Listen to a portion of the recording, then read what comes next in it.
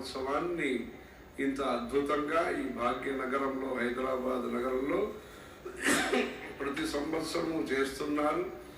ఈ ఉత్సవాన్ని మన గురువుగారు శ్రీ శ్రీ శ్రీ జయేంద్ర సరస్వతి స్వామివారు ప్రేమతో వారు ఇంకా కృపాపాత్రుడుగా, ప్రేమపాత్రుడుగా మన చౌదరి గారు జయేంద్ర సరస్వతి స్వామివారి కృపాపాత్రుడుగా దీన్ని అనేక సంవత్సరాలు నడిపారు. దీనికోసమే మన జయేంద్ర సరస్వతి స్వామివారు హైదరాబాద్ నగరానికి వచ్చి ఈ కోటి దీప మహోత్సవాన్ని ప్రారంభించారు.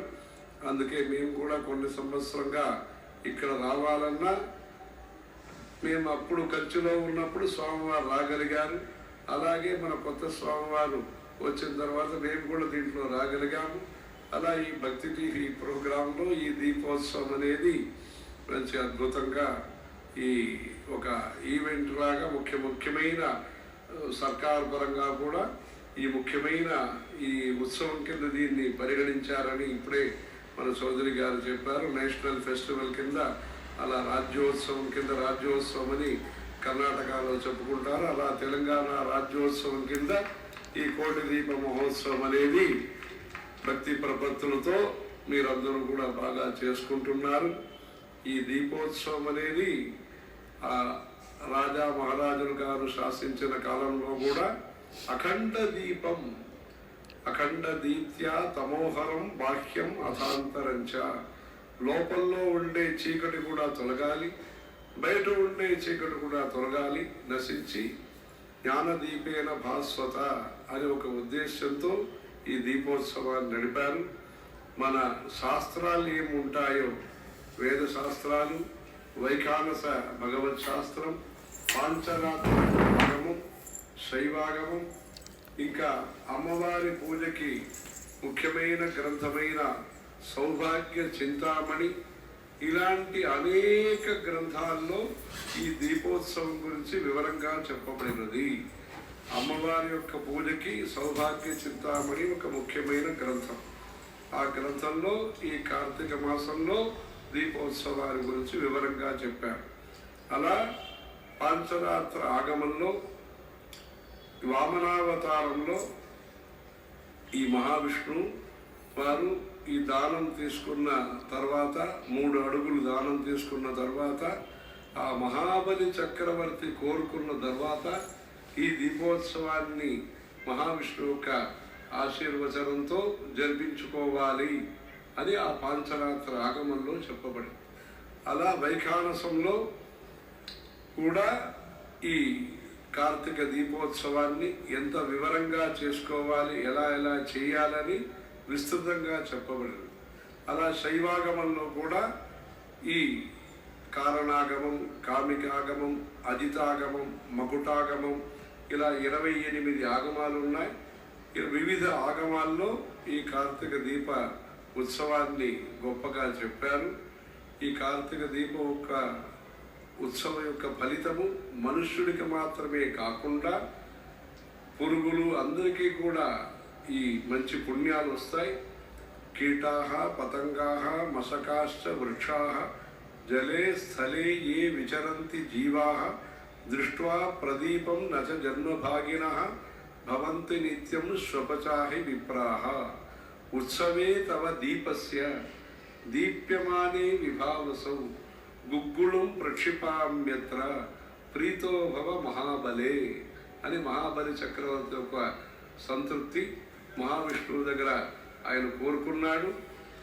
ఈ ఉత్సవాన్ని 1983వ సంవత్సరము కర్నూలు నగరం నుంచి 3 స్వాముల వారు కూడా ప్రతి గ్రామాన్ని చూస్తూ వెళ్ళగా తాడపత్రి పక్కన ఔక్కరి ఒక ఊరిలో ఈ కార్తీక దీప ఉత్సవాన్ని మన స్వాములందరూ జరిపారు. అలా ఈ కార్తీక దీప ఉత్సవం అనేది మన దేశానికి అంధకార నివృత్తి కలిగి మన దేశంలో అందరూ కూడా భారతీయులని ఒక ఏకతా భావంతో, హిందువులు అని ఒక ఏకతా భావంతో, మనమందరూ కూడా భక్తులు అని ఒక ఏకతా భావంతో దీన్ని నడుపుకోవాలి. భక్తుల మధ్యలో సాయంత్రంలో సంధ్యావందన సమయంలో, సంధ్యాకాలంలో, ఎందుకంటే ముఖ్యంగా సంధ్యా సమయంలో మన చౌదరి గారు అనుష్ఠానమంతా చేస్తూ అలాంటి భక్తి ఆచారాలన్నీ కూడా పాటిస్తారు. ఈ సంధ్యా సమయంలో 6 గంటల నుంచి 6:30 మధ్యలో ప్రజలందరూ కూడా దీపం వెలిగించి, నూనెతో దీపం వెలిగించి, ప్రభుత్వం వాళ్ళు కూడా పంచదార బియ్యం పప్పు ఇస్తున్నట్టుగా ఈ నువ్వులతో చేసిన ఈ తైలం ఏదైతే ఉన్నదో ఆ నల్ల తైలం ఏముంటుందో దానికోసం ఏదైనా విశేష పథకాలన్నీ కూడా తీసుకొచ్చి దేవాదాయ శాఖ ప్రభుత్వం వాళ్ళు కూడా మంచి నూనె సప్లై చేసి 6 గంటల నుంచి 6:30 వరకు ప్రతి ఇంటిలో కూడా ముగ్గులు వేసి ఈ దీపోత్సవాన్ని ప్రతినిత్యం కూడా మనం దీపాన్ని వెలిగించి ఈ దీపోత్సవాన్ని జరుపుకోవాలి. మన దేశంలో శాంతి, భద్రత, సుఖం అన్ని కలగటానికి, ఆర్థిక వికాసము, ఆతంక నిరాశం, దీనికోసము మన దేశం పూర్తిగా, భారతదేశం పూర్తిగా నిర్భయంగా ఉండటానికి, ఎవరికి భయం కలిగించాలో వారికి కూడా భయం కలిగిస్తూ ఎవరందరికీ కూడా అభయం కలిగించాలో ఈ అభయంతో మన దేశం భద్రంగా ఉండటానికి ఈ దీపోత్సవం అనేది ప్రజల మధ్యలో చైతన్యము, స్ఫూర్తి, ప్రేరణ, భక్తి, శ్రద్ధ, కారుణ్యం ఇలాంటి మంచి ఆత్మ గుణాలని పెంపొందించి ఈ భాగ్యనగరంలో జరిగే ఈ కార్తీక మాస కోటి దీప మహోత్సవం భక్తి టీవీ తరఫున చేస్తున్న ఈ మంచి కార్యక్రమం నమూనా దేవాలయం అని పుష్కర సమయంలో ఉంటాయి. ఇక్కడ నమూనా ఉత్సవాల్ని మీరు దీపం, శంఖము, డమరు ఇలాంటి మంచి మంచి అదే తీరుగా మంచిగా చేస్తున్నారు. మన దేశం యొక్క వికాసానికి విజ్ఞానం అవసరం, ఆర్థిక స్తోమత అవసరము. దాంతోపాటు కుటుంబ వ్యవస్థ, గుడి, గ్రామం ఈ 3 కూడా మంచిగా ఉండాలి. రూరల్ డెవలప్మెంటు, తర్వాత కుటుంబ సభ్యత, ఫ్యామిలీ వాల్యూస్ అది మంచిగా ఉండాలి. భక్తి అనేది ఉండాలి. దానికోసము గ్రామము, గుడి, కుటుంబం అని 3 విషయంలో కూడా ప్రజలు కానీ, ప్రభుత్వాలు కానీ, ధార్మికమైన సంస్థలు కానీ మంచి మంచి పని చేయాలి. ఈ భక్తి టీవీ ద్వారా అయోధ్య కార్యక్రమం కానీ ఇంకా దేశంలో జరిగే మంచి మంచి కార్యక్రమాలన్నిటికీ కూడా మంచి ఆదరణతో చేస్తున్నారు. కొన్ని సంవత్సరాల ముందు మన ప్రధానమంత్రి గారు కూడా ఈ భక్తి టీవీ కార్యక్రమంలో పాల్గొన్నారు. అనేక పీఠాధిపతులు, అనేక పండితులు అందరూ కూడా కలుసుకుని ఒక జ్ఞాన సంగమం కింద ఈ భక్తి టీవీ కార్యక్రమాన్ని మంచిగా చేస్తున్నారు. ఈ బ్రహ్మోత్సవంలాగా చేస్తున్న ఈ కార్యక్రమంలో ఈ కార్యక్రమ రచనల్ని కూడా మంచిగా చేసి బాగా ఈ కార్యక్రమాలు జరుగుతున్నాయి.